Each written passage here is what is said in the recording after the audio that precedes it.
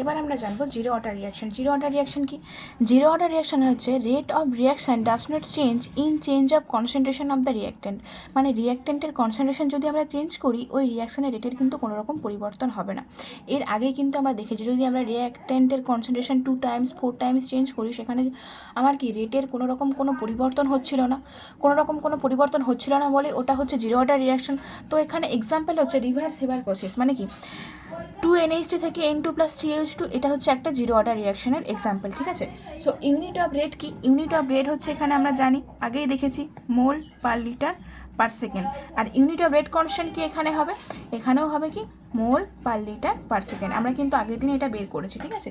So আজকে আমরা এই জিরো অর্ডার রিয়াকশনের কি ডিফারেন্সিয়াল রেট ল, ইন্টিগ্রেটেড রেট ল সব বের করবো। তারপর বিভিন্ন গ্রাফ দেখবো, হাফ লাইফ টাইম বের করবো, completion time, quarter life time, এগুলো সব কিন্তু আমরা বের করবো। দেখো কী হচ্ছে, আমরা একটা এখানে রিয়াকশান নিচ্ছি এ থেকে পি, একটা রিয়াকশান হচ্ছে কে হচ্ছে রেট কনস্ট্যান্ট।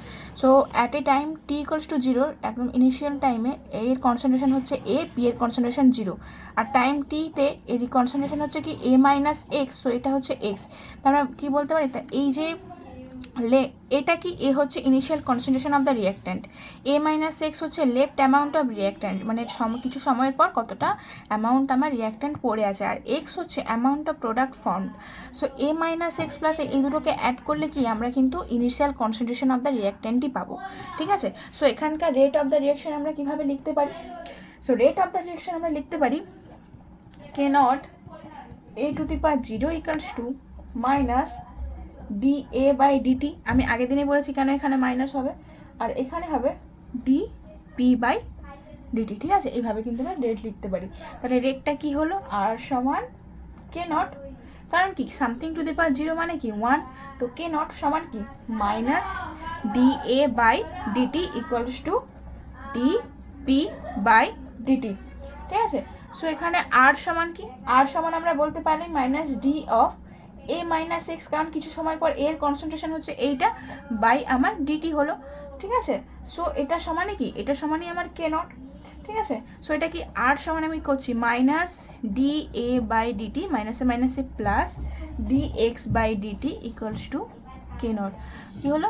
আর সমান minus D A by DT plus DX by DT equals to K naught. এবার দেখো এটা কি initial concentration of the reactant. Initial concentration of the reactant কিন্তু সময়ের উপর কোনো নির্ভর করে না, তাই এটা কি 0 হয়ে যাবে, কারণ initial concentration of the reactant আমাদের সময়ের উপর কিন্তু নির্ভর করে না। ডিএক্স বাই ডিটি কিন্তু থাকবে, কারণ এই এক্স কিন্তু সময়ের উপর নির্ভর করছে, ঠিক আছে। সো আর সমান কি হলো ডিএক্স বাই ডিটি, বা সমান আমরা কি লিখতে পারি কে নট। এটা কি ডিফারেন্সিয়াল রেট ল, ঠিক আছে। এটা হচ্ছে ডিফারেন্সিয়াল রেট ল। আচ্ছা, এবার আমরা কি করছি, এই যে ডিএক্স বাই ডিটিটা কি বললাম ডিফারেন্সিয়াল রেট ল। এবার হচ্ছে আমরা ইন্টিগ্রেটেড ফর্মটা বের করলাম, ঠিক আছে। ইন্টিগ্রেটেড রেট লটা বের করছি, কীভাবে বের করবো? একই রকমভাবে আমাদের কি বেরিয়েছে, আমাদের একই রকমভাবে কি বেরিয়েছে যে আর সমান কে নট সমান ডিএক্স বাই ডিটি, a⁴ মানে 1, তাই লেখা হয় না, ঠিক আছে। সো কি D X by DT equals to K naught, ঠিক আছে। এবার কি দেখো কী করছি, দেখো ডিএক্স সমান কে নট ইন্টু ডিটি, ইন্টিগ্রেশন করছি এটা 0 টু এক্স, এটা ইন্টিগ্রেশন করছি 0 টু টি, ঠিক আছে। কী হবে এটা, এটার ইন্টিগ্রেশন হচ্ছে আমার এক্স হবে, 0 টু এক্স সমান কে নট ইন্টু টি হবে 0 টু 2, সে এক্স মাইনাস 0 সমান কে নট ইন্টু টি মাইনাস 0, মান বসালে হবে। এবার দেখো এটা কী হবে, তাহলে এক্স সমান কে নট টি। সো এটা হচ্ছে জিরো অর্ডার রিয়াকশানের ইন্টিগ্রেটেড রেট ল। এটা কি ইন্টিগ্রেটেড রেট ল, বোঝা গেল? আচ্ছা, এবার আমরা কি হাফ লাইফ টাইম বের করবো।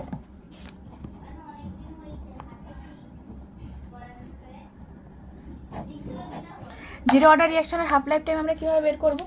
হাফ লাইফ মানে কি time at which the initial concentration of the reactant to its value.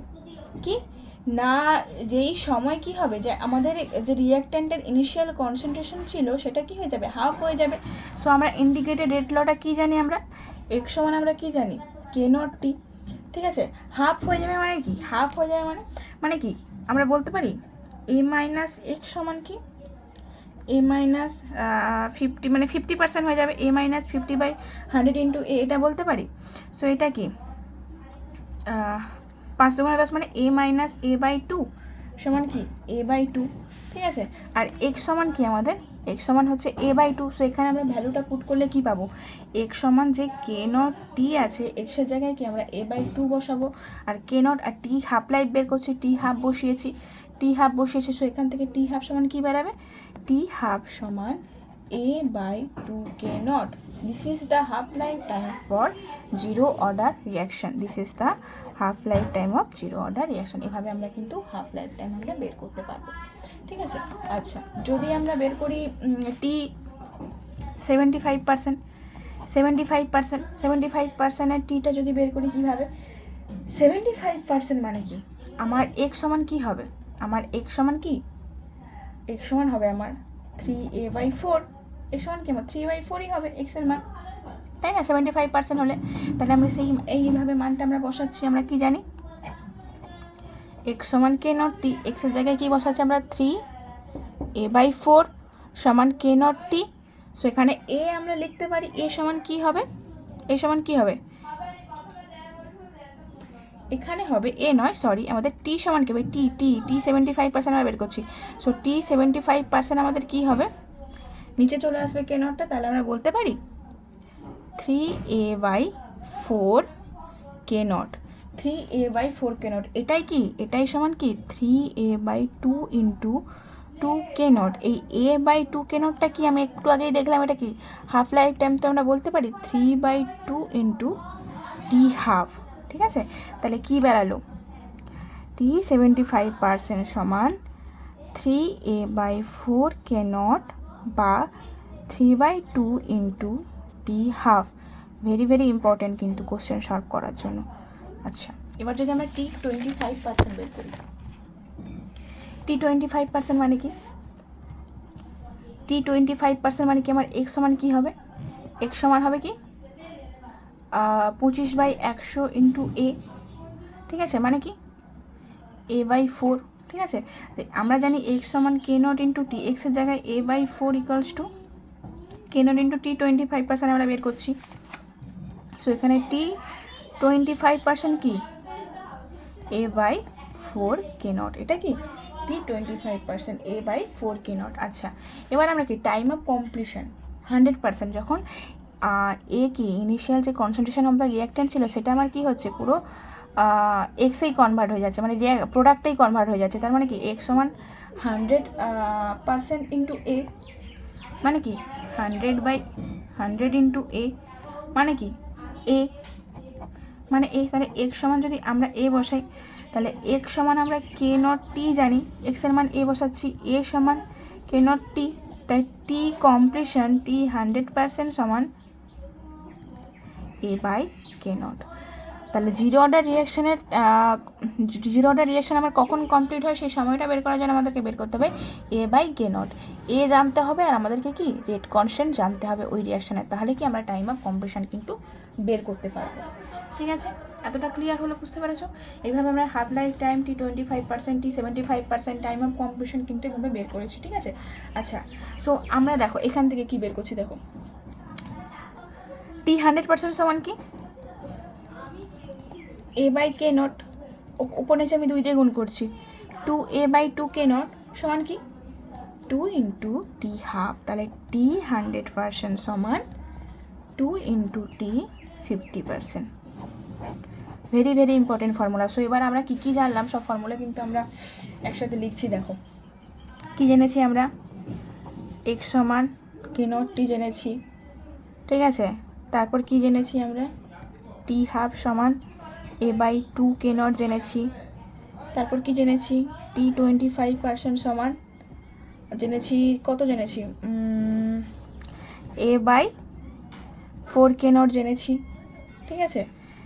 তারপর t 75% কি হচ্ছে 3/2 ইন্টু t হাফ, এটা জেনেছি।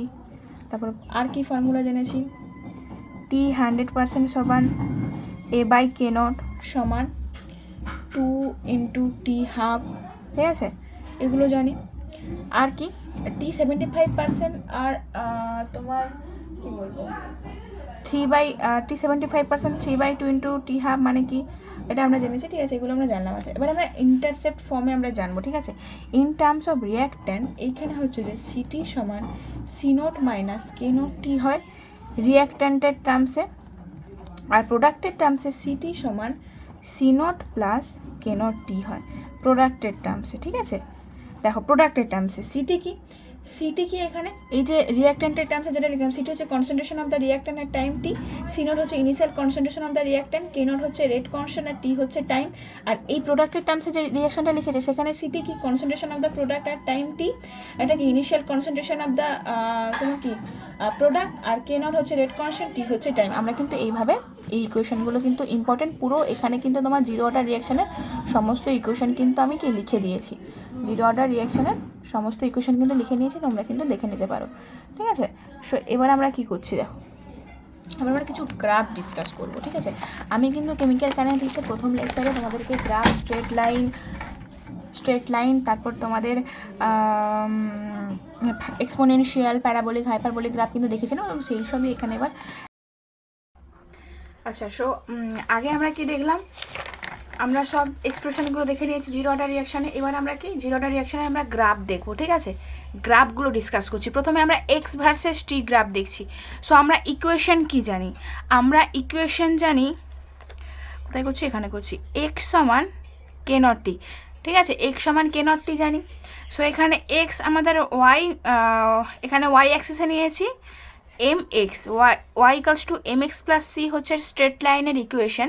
সি এর মান এখানে কি হয়েছে, সি এর মান হচ্ছে 0 হয়ে গেছে, ঠিক আছে। সো আমাদের এটা কি হবে, y ইকালস টু mx হচ্ছে। সো আমাদের গ্রাফটা এইভাবে যাবে, এইভাবে গ্রাফটা যাবে, যেখানে স্লোপ হচ্ছে K0, স্লোপটা হচ্ছে K0, স্লোপ থেকে আমাদের কি বের করতে পারি, রেট কনস্ট্যান্টটা বের করতে পারবো। আচ্ছা, যদি টি ভার্সেস এক্স গ্রাফ হয় তখন কি হবে, দেখো আমরা কি জানি, এক্স সমান K0T বা K0T সমান এক্স। টিটা আমাদের কি ওয়াই অ্যাক্সিসে নিয়েছি, টি আমাদের কি ওয়াই অ্যাক্সিসে নিয়েছি, তাহলে কি বলতে পারি, টি সমান 1/K0 ইন্টু এক্স। সো এটাও কি ওয়াই ইকালস টু mx।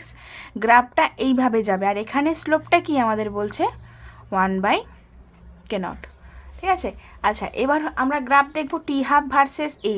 আমরা কি ইকুয়েশন জানি, এ সমান, সরি, টি হাফ সমান a/2K0, টি হাফ সমান a/2K0। তাহলে এটাও কি সরলরেখা হবে, y ইকালস টু mx এর মতো সরলরেখা। তাহলে এমটা কি 1/2K0 হচ্ছে আমাদের এম হবে। সো এই গ্রাফটাও এইভাবে যাবে, যেখানে আমাদের স্লোপটা হবে 1/2K0। এবার রেট ভার্সেস এক্সের গ্রাফ, রেটের সাথে এক্সের মানে এক্সের কি সম্পর্ক, তো এখানে আমাদের রেট আছে, এখানে আমাদের এক্স আছে। এটা হচ্ছে যে কোনো রকম কোনো সম্পর্কই নেই, আমি যত এক্সের মান চেঞ্জ করি না কেন আমার রেট কোনো রকম কোনো চেঞ্জ হবে না, এটাই তো আমাদের জিরো অর্ডার রিয়াকশান। সো আমাদের এই গ্রাফটা এইভাবে যাবে, এইভাবে হচ্ছে আমাদের রেট ভার্সেস এক্সের গ্রাফটা হবে, ঠিক আছে।